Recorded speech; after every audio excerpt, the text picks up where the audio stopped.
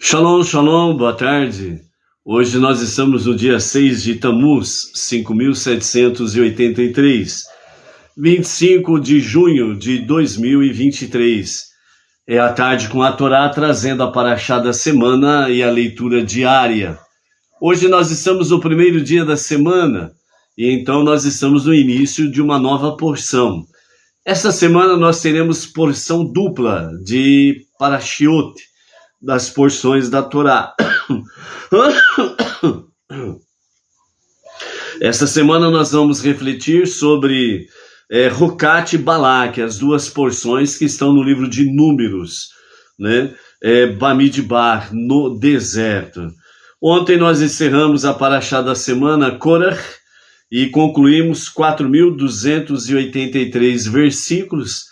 E essa semana nós temos aí a paraxá Rucat, do capítulo 19 até o capítulo 22, verso 1, 87 versículos, e a porção de Balak, do capítulo 22, versos 2 até o capítulo 25, verso 9, mais 104 versículos. Então, pela graça de Hashem, encerrando esta semana, nós estaremos então concluindo 4.642 versículos estudados, versículos da Torá. O Rabino Lord Jonathan Sacks, de abençoada memória, ele diz assim: a Torá não é um tratado sistemático sobre crenças, mas é uma maneira única de ver o mundo e responder a ele. E em uma era de escuridão moral, sua mensagem ainda brilha. Então, de qualquer forma, eu acredito, diz o Rabino Jonathan Sacks, o Lorde, né, da Inglaterra, o grande Rabino de abençoada memória aí, ok? Esta semana nós temos aí porção dupla para estudarmos, né, da nossa paraxá da semana, e então nós vamos aqui até iniciando hoje a nossa primeira aliá, por sermos duas porções desta semana. Então nós vamos hoje do capítulo 19 até o capítulo 20, verso 6, ok? E aí nós temos o fator principal aqui, a questão da vaca vermelha, né, que é um mandamento que nós vamos refletir aqui sobre a sua força, né? É um mandamento rock, né? É um decreto, né? Então nós vamos estudar sobre isso daí. E temos também, né, outra parte importante dessa história aqui, da nossa aliá de hoje, é o falecimento de Miriam, né? O momento em que Miriam falece, né, no deserto. Então, primeiramente, nós temos aí, Deus falou a Moshe e a Aharon, dizendo, este é um mandamento suprarracional da Torá, que Deus ordenou, dizendo, fale aos filhos de Israel, eles trarão para você uma vaca vermelha perfeita, sem nenhum defeito, e que nunca carregou um jugo. Vocês darão a Elazar o sacerdote, e ele a levará para fora dos 3 acampamentos, e um não sacerdote a abaterá na presença deles. E Elazar, o sacerdote, pegará então um pouco de sangue dela com o seu dedo, se virará de modo a olhar em direção à entrada da tenda da reunião, e aspergirá o sangue 7 vezes. A vaca então será queimada na presença dele, sua pele, sua carne, seu sangue, e seu excremento deverão ser queimados, né? E o sacerdote pegará um pedaço de madeira de cedro e sope e lã carmesim, e lançará tudo na vaca que está queimando. E o sacerdote imergirá suas roupas e lavará seu corpo na água do miquvé. O sacerdote permanecerá impuro até o escurecer, e então ele poderá entrar na parte interna do acampamento. Aquele que queimou a vaca imergirá suas roupas na água do miquvé e purificará ritualmente seu corpo na água. e então ele permanecerá ritualmente impuro até o escurecer. Uma pessoa ritualmente pura juntará as cinzas da vaca e as dividirá em 3 porções. Ela deixará uma porção no templo para os sacerdotes que trabalham ali, deixará outra porção no Monte das Oliveiras, fora do acampamento, e em um lugar ritualmente puro para os sacerdotes que preparam a vaca vermelha. E a terceira porção deverá ser colocada fora das paredes do pátio do templo, como um lembrete seguro para a comunidade dos filhos de Israel. Então, primeiramente, nós temos aqui o que os nossos mestres chamam que as mitzvot, né, da Torá, os preceitos, os mandamentos da Torá, pertencem a 3 categorias, os mandamentos. O primeiro deles é o mishpatim, que são leis civis. O segundo é edut, testemunhos. E o terceiro é hukim, decretos divinos, né? Então, os mandamentos da Torá, eles estão divididos nessas 3 categorias. A primeira categoria, mishpatim, leis civis, né? São leis divinas que promulgam a segurança e sobrevivência da sociedade humana. E ela inclui, por exemplo, a proibição de roubar e matar. Então é o mishpatim, as leis civis, as leis comuns. A segunda categoria, edut, testemunhos, se uma mitzvah testemunha um evento histórico ou algum aspecto de nossa fé, então é chamado de edut, testemunho. São exemplos a mitzvah de observar o Shabat, que atesta a nossa crença de que o Todo-Poderoso criou o mundo em 6 dias, observar as as festividades a Hashem, pois comemora o êxodo do Egito, as mitzvot, né, do tzitzit, tefilim, que demonstram a crença na soberania de Deus, né? Então esses são os edut, os testemunhos, certo? A terceira categoria, o hukim, são os decretos divinos. E nessa categoria, que é chamada no singular de rock, né? Não é o rock de música aí não, ok? É rock, né? No plural, hukim, decretos divinos. São classificados todas as mitzvot, todos os preceitos e mandamentos, cujo propósito ou significado não são compreendidos pela inteligência humana de forma transparente, por assim dizer, plenamente, né? Então, são decretos divinos, que Deus disse, faça e ponto, não tem o que discutir, porque a inteligência humana não consegue captar a profundidade daquele mandamento, né? Então, nós temos aí, nesse caso, por exemplo, o caso da vaca vermelha. Então, uma pessoa pura, ela trabalha com as cinzas da vaca vermelha. E ao trabalhar com as cinzas da vaca vermelha, ela torna-se impura ritualmente. Mas as pessoas, né, que são que têm um contato com as cinzas da vaca vermelha, elas estão ritualmente puras e tornam-se impuras. E então aí nós temos aí, né, por que isso? Então não é muito bem claro, porque a inteligência humana não consegue adentrar na profundidade da compreensão dos mandamentos Hukim, né, os decretos divinos. Então essa categoria, os mandamentos, é mais difícil de se respeitar.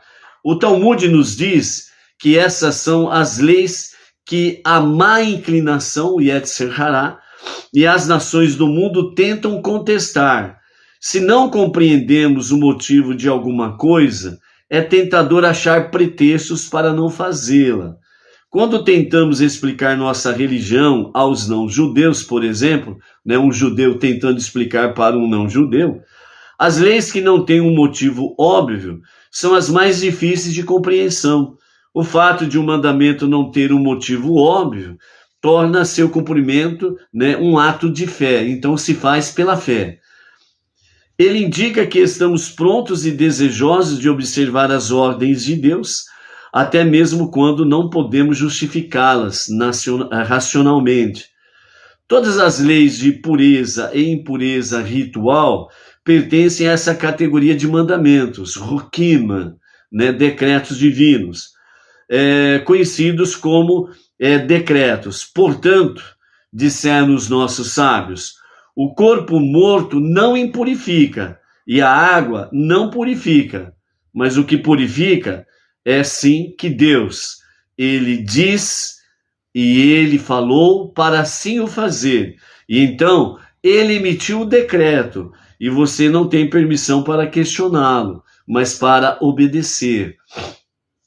Então, dessa forma, né, o exemplo, um corpo morto não impurifica e a água não purifica. O que é que purifica? É o decreto divino. O que torna impuro? É o decreto divino.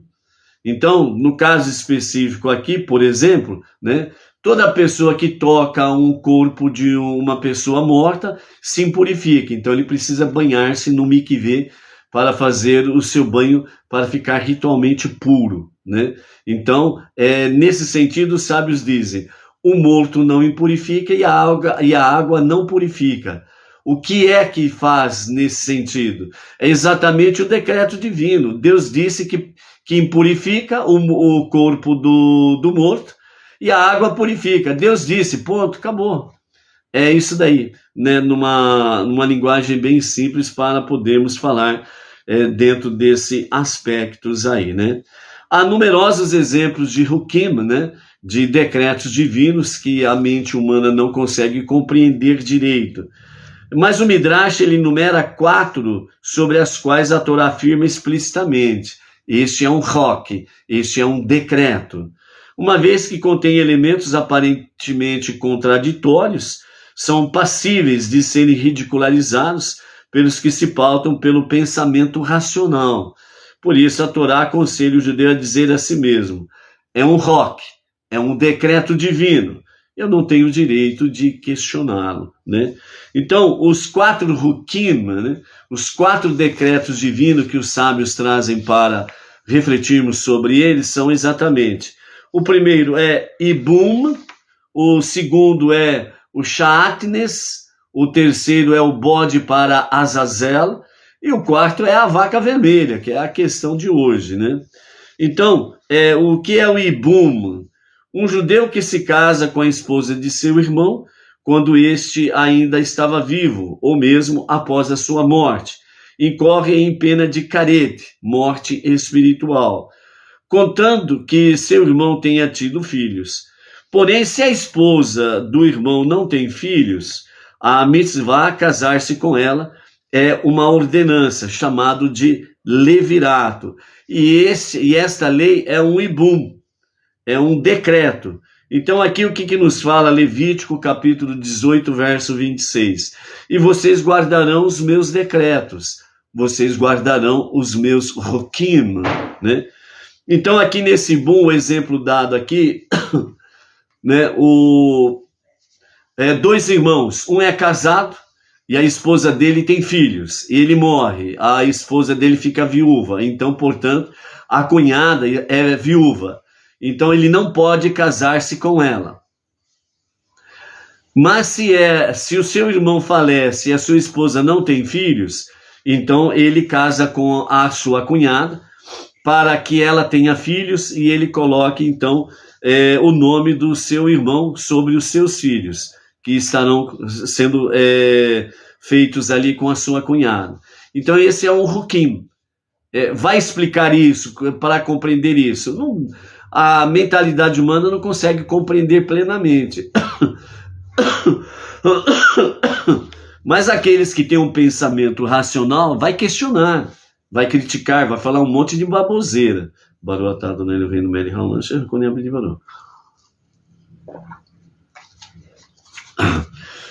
Por isso que é chamado Hukim, decretos divinos.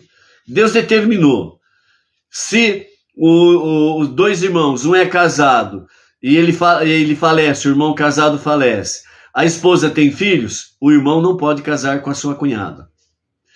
Agora, se seu irmão falece e a esposa dele não tem filhos, a viúva, então o irmão que ficou vivo, ele tem por obrigação, pela lei de levirato, casar-se com a sua cunhada, para que ela tenha filhos e leva o nome do seu irmão. Ponto final. É isso daí. Sem conversa, como diz o outro, sem conversa mole, ok? Não vamos ficar aí procurando, mas, porém, contudo, todavia, né? E aí não vira, não tem discussão. É isso que fala aqui, onde os sábios dizem assim, cada judeu, bem lembrado aqui, né? Deve dizer simplesmente assim, é um roque, é um decreto, não tem o direito de questioná-lo, ponto final. O segundo decreto divino, que é o Shaatnes, a Torá proíbe vestir-se com roupas que contenham misturas de lã e linho. No obstante, é permitido vestir um traje de linho, em cujos cantos haja o tzitzit, as franjas, de lã atados.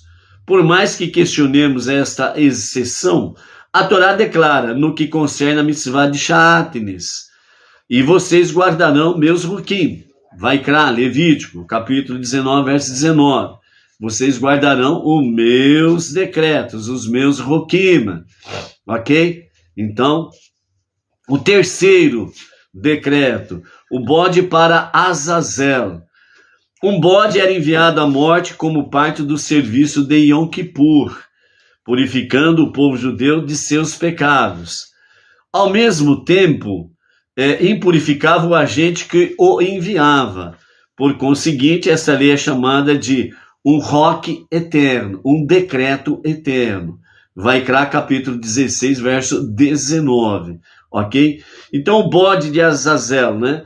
Então, no Yom Kippur, 2 bodes eram separados exatamente para o sacrifício, para perdão de pecados. Então, vejam bem, mais uma vez, nós temos aqui a questão de não cordeiro para perdão de pecado. Agora nós temos o que? Bodes, 2 bodes ainda por cima, ok? Então era lançado sorte nos 2 bodes. Um que seria executado ali como um sacrifício, né? E o segundo que seria sacrificado, sendo levado ao deserto, e quando encontrava o despenhadeiro, então ali esse bode era jogado como expiação pelos pecados, certo? Então, esse despinhadeiro era conhecido como Azazel, o despinhadeiro, ok? Então, é o bode para Azazel, o bode para o despenhadeiro, certo? Ali ele era jogado e morria automaticamente. Então, aquele que transportava o bode para o deserto e ao encontrar a grande cavidade, conhecida como Azazel, que era esse precipício, então o bode era lançado ali para ser o sacrifício para o perdão de pecados, ok? Então esse era o bode de Azazel. Então o bode perdoava os pecados do pessoal, etc e tal, né, do povo judeu, mas aquele que transportava o bode, ele tornava-se impuro. E ele precisava, antes de adentrar ao acampamento, né, ou à cidade posteriormente, ele precisava de banhar-se no mikvê para tornar-se ritualmente puro, né? Então esse é o terceiro ruquim, né, decretos, né? E o quarto é exatamente a vaca vermelha. As cinzas da vaca vermelha purificavam o judeu que encontra-se impuro, enquanto tornava impuro qualquer um que estivesse envolvido em sua preparação.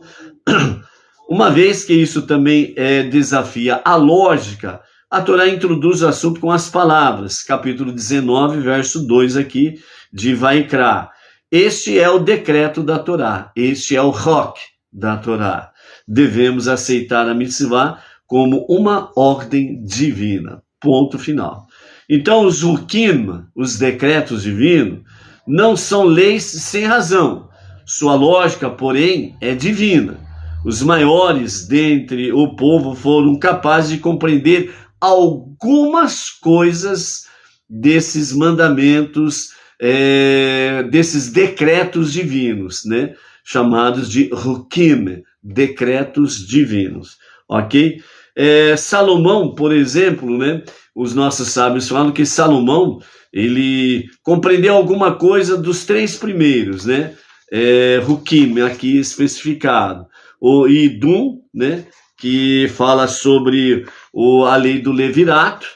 O segundo, Shatnes, né, a questão de não misturar lã com linho. E o terceiro, bode para Azazel, né? Salomão, ele compreendeu alguma coisa. Mas quando ele chegou na questão da vaca vermelha, então, Salomão, ele diz, né, em Kohelet, né, Eclesiastes, capítulo 7, verso 23, ele diz assim: pensei que teria sabedoria, porém isto está muito distante de mim. Segundo os nossos sábios, aqui Salomão estava referindo-se exatamente à tentativa de compreender a respeito do decreto da vaca vermelha. Então ele estava dizendo que a compreensão da mitzvah da vaca vermelha estava muito distante dele. Ele não conseguia compreender exatamente, absolutamente nada daquilo ali. E Deus deu a Salomão bastante sabedoria e compreensão, e extensão de conhecimentos, como a areia à beira do mar. Ou seja, Salomão, ele foi a pessoa mais sábia da existência humana, e ele não compreendeu a respeito dos Hukim, os decretos divinos, né? E da vaca vermelha, ele disse que simplesmente não conseguiu compreender absolutamente nada, ok? Então, por isso, né, nós temos aí aquela questão que não precisamos ficar aí procurando mais, porém, contudo, todavia. Baruch atah Adonai Eloheinu melech haolam, asher hakol nihya bidvaro. O cafezinho da Edra, para ver se dá uma lubrificada na garganta aqui, para a gente parar com essa tosse seca aí que tá terrível, viu, gente? Grato, Edna. Então, esse mandamento é suprarracional, né? Como nós vimos aí as explicações, né? Segundo o pensamento racídico, a mitzvah da vaca vermelha é mencionada como mandamento suprarracional da Torá, um Hukim, porque ela transmite uma mensagem que é fundamental para uma vida de Torá. A raiz espiritual de toda a existência, explica o pensamento racídico, é rítmica e não estática. Assim como o coração do homem deve continuamente se contrair e relaxar os batimentos cardíacos, e seus pulmões devem sempre inalar e depois exalar a respiração, inalação e exalação, né? Exalar a respiração.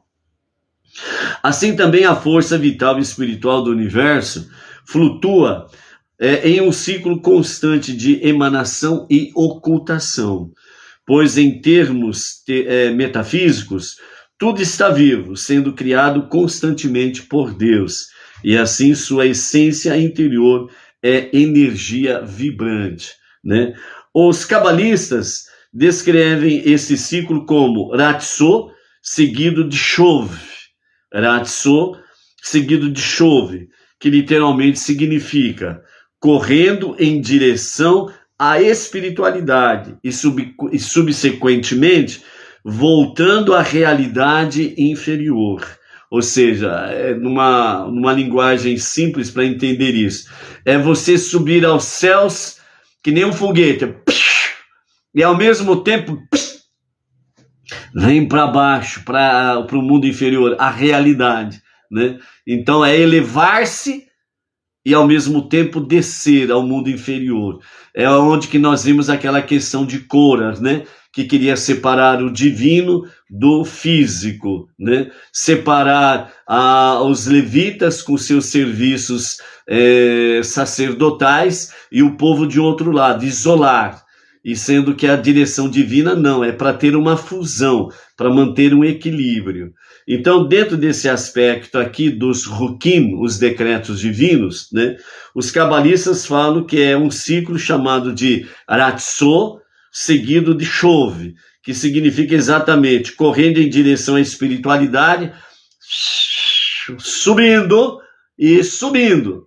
E ao mesmo tempo, subsequentemente, voltando à realidade inferior. Então, esse sobe e desce é exatamente para fazer um equilíbrio, para que nós possamos servir a Deus realmente com sabedoria e com temor aos céus, sem subirmos e irmos à loucura espiritual, sem o descer aos níveis inferiores e ficarmos naquela loucura do mundo inferior.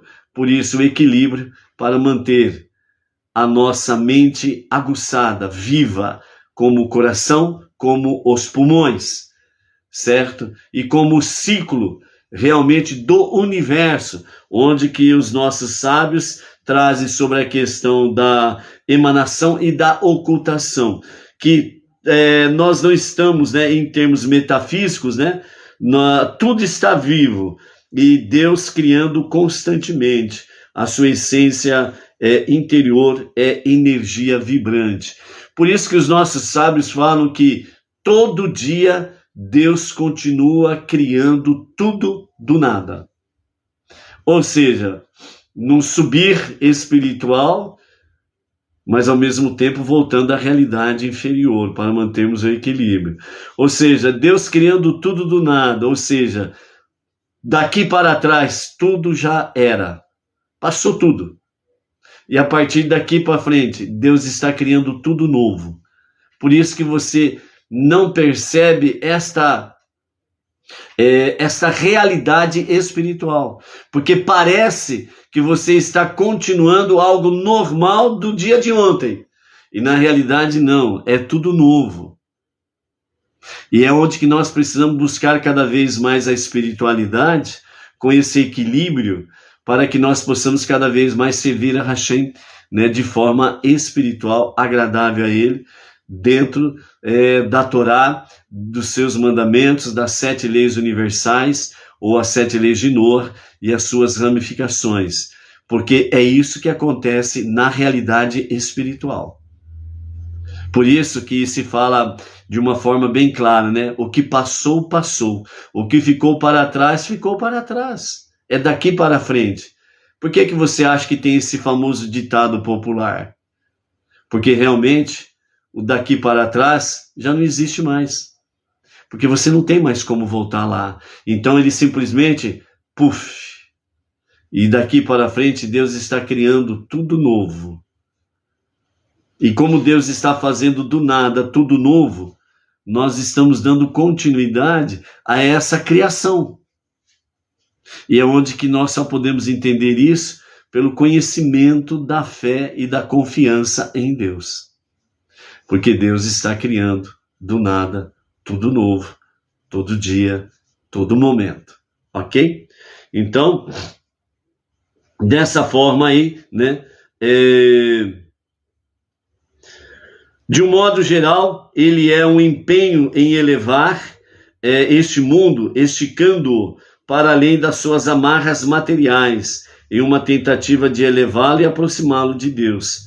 Durante o estudo de Iratso, se expressa como a força para explorar e introduzir novas ideias, jamais se contentando com o conhecimento atual.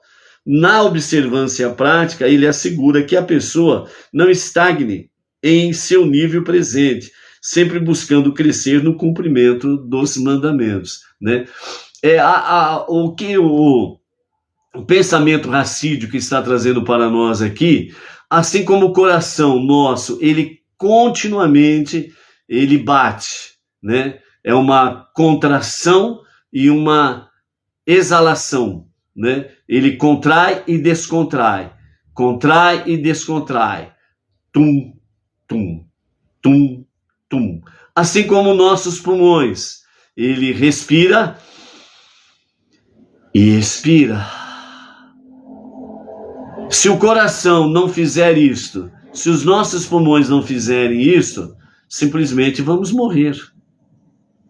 Então aqui o pensamento racídico está dizendo que a nossa sobrevivência física é um aprendizado para a nossa elevação espiritual. Nós não podemos parar, senão morremos. Então por isso quando uma pessoa ela fica estática, ela fica com um pensamento X, e ela fica estacionada nesse pensamento, ela não progride.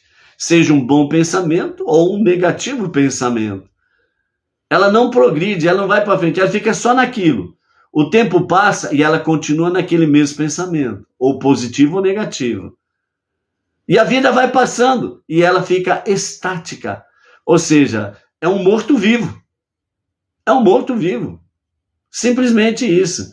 Por isso que em outras lições, nós aprendemos aí tanto da Torá como dos nossos sábios, Rashi, o nosso Rebbe Menachem Mendel, Rambam, Maimônides, Tosfot, Kli Yakar, etc. e tal, vários comentaristas da Torá, que realmente nós precisamos progredir no nosso conhecimento da Torá, porque a Torá é a nossa vida.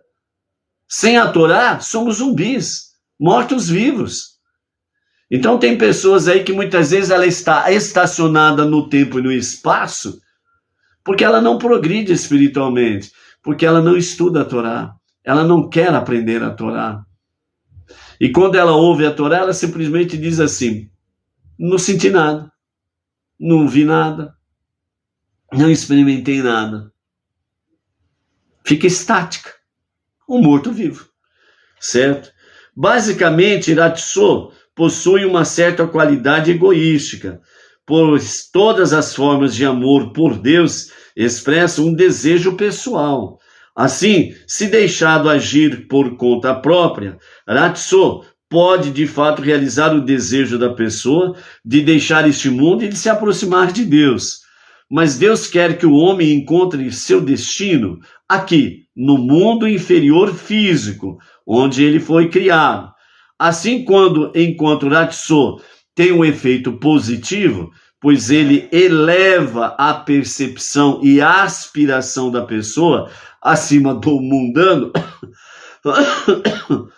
ele precisa ser combinado com chove, um senso de responsabilidade e disciplina que faz com que a pessoa redirecione suas ambições de volta para este mundo.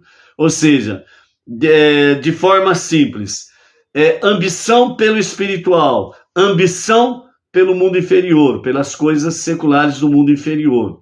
Então é uma ambição que sobe e uma ambição que desce. Por isso que precisa de equilíbrio. Porque só a ambição que sobe leva à loucura espiritual. Só a ambição que desce para o mundo inferior leva para a loucura do mundo secular. Por isso é preciso equilíbrio, para poder estar realmente servindo a Deus com sabedoria e com inteligência. Por isso, Deus quer que o homem encontre o seu destino aqui, no mundo inferior. Qualquer pessoa que, porventura, diz: eu estou cansada deste mundo, eu quero ir embora daqui, é porque ela realmente não tem Torá no coração. Ela está sem Deus no seu coração e na sua mente. Ela está vazia, ela está oca. E ela precisa urgentemente de Deus, de Torá e dos ensinamentos da Torá, com as 7 leis de Noa para os não-judeus e as suas ramificações, somando a tudo isso daí. Porque nós só podemos, de fato, encontrarmos o nosso destino aqui nesse mundo inferior. Por isso que nós precisamos trabalhar aqui nesse mundo inferior. Trazer esta harmonia, este equilíbrio, o divino e o físico. Né? É dessa forma que nós vamos encontrar. Portanto, a vaca vermelha é um mandamento suprarracional da Torá, o tema central de uma vida de Torá, porque exibe uma combinação de Iratzô e chove, né? Iratzô e chove, correndo em direção à espiritualidade, que é o Iratzô, e subsequentemente voltando à realidade inferior, que é o chove, né? Dessa forma, então, a vaca é completamente queimada, representando a ascendência passional de Iratzô, que é exatamente a correndo em direção à espiritualidade. Então, suas cinzas são usadas para fazer a água que será aspergida, que assemelha-se exatamente a chove, que é voltando à realidade inferior, uma vez que a água corre de cima para baixo até se acomodar em um lugar plano. né? Então, essa é a questão da vaca vermelha, no sentido de uma compreensão mais simples dentro dessa questão aí, né? Então, a vaca, primeiramente, é completamente queimada, que representa exatamente a ascendência passional, que é o sentido espiritual, e as suas cinzas que são misturadas com águas e é jogado, né, sobre o pecador, né? Então é a água que vem de cima para baixo, então ela vem de chove, no sentido de voltar à realidade do mundo inferior.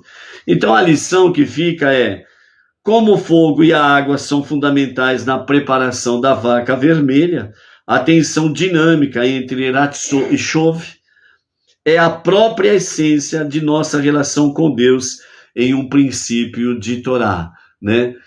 Ratso, ascendência, subida, né? Para Deus, né? E chove é exatamente a descida à realidade do mundo inferior, no sentido para trazer o equilíbrio. Dessa forma, então, a tensão dinâmica entre Ratso e chove é a própria essência da nossa relação com Deus, em um princípio de Torá, ok? Ainda vamos falar mais algumas coisas durante os dias aí da semana, dentro desse aspecto aí, até quarta-feira vamos falar mais coisas sobre essa questão aqui. Agora, dentro da questão da vaca vermelha, né? Se não houver tempo de falarmos sobre a morte de Miriam, falaremos amanhã, ok? Mas aqui o assunto muito importante da vaca vermelha é o seguinte: a Maimônides, Rambam, ele fala para nós o seguinte: 9 vacas vermelhas foram preparadas desde quando essa mitzvah foi dada até a destruição do segundo templo, no ano 69 da nossa Era Comum. A primeira foi representada por Moshe, a vaca vermelha, a segunda por Ezra, e tiveram mais 7 vezes depois de Ezra, até a destruição do segundo templo. A 10ª, segundo Rambam e os demais sábios, falam que são 10 vacas vermelhas. Só que nós temos 9 vacas vermelhas até a destruição do segundo templo. Então, Maimônides, ele fala assim, segundo o que ele escreveu em Mishneh Torah, Leis da Vaca Vermelha, capítulo 3 e o verso 4. A 10ª será preparada pelo rei Mashiach, seja ele rapidamente revelado, amém, vem amém. Que seja essa a sua vontade, amém, vem amém.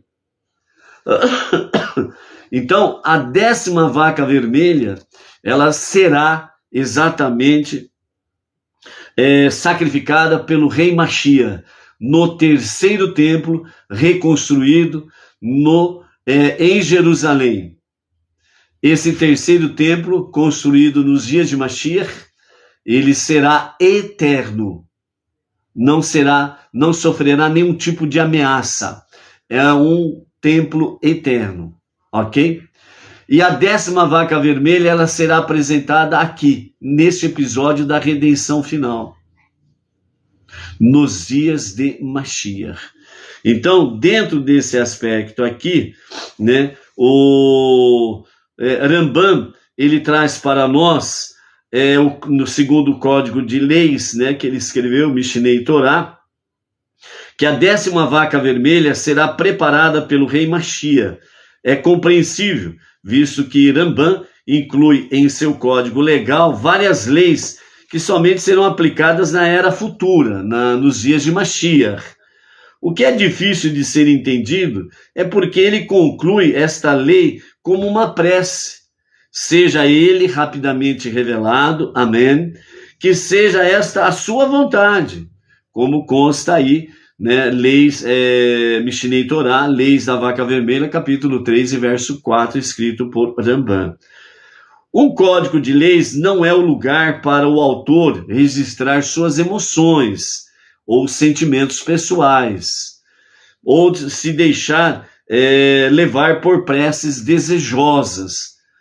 Podemos argumentar, no entanto, que com esta prece, Rambam, Maimônides, nos ensina um aspecto da lei judaica, ou para ser mais preciso, nos ensina 3 aspectos da lei judaica.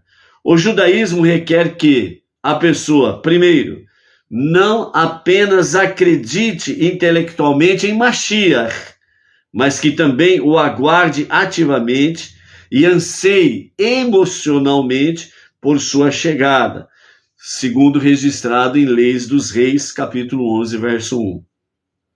Segundo, inevitavelmente sentir este vazio levará a pessoa a rezar pela vinda de Mashiach, assim como ela reza por qualquer outra coisa que esteja faltando em sua vida. E o terceiro, e como o requerimento de acreditar em Mashiach é válido em todas as épocas, da mesma forma, a pessoa deve ansiar e rezar por Mashiach constantemente, né? Ou seja, o que Maimônides está trazendo para nós aqui é, sem sombra de dúvidas, que nós precisamos não apenas acreditar em Mashiach de forma intelectual, mas também nós precisamos aguardá-lo e ansiar por ele de forma emocional, para qualquer momento e qualquer momento agora mesmo. Amém, vem amém. Inevitavelmente, a segunda questão é sentir um vazio pela ausência de Mashiach e realmente rezar a Hashem, ao Eterno, para que a vinda de Mashiach aconteça exatamente a qualquer momento mesmo. Amém, vem amém. Assim como ele faz preces a Hashem pelas suas necessidades. E terceiro, né? Acreditar em Mashiach é válido em todas as épocas, em qualquer momento, em qualquer situação.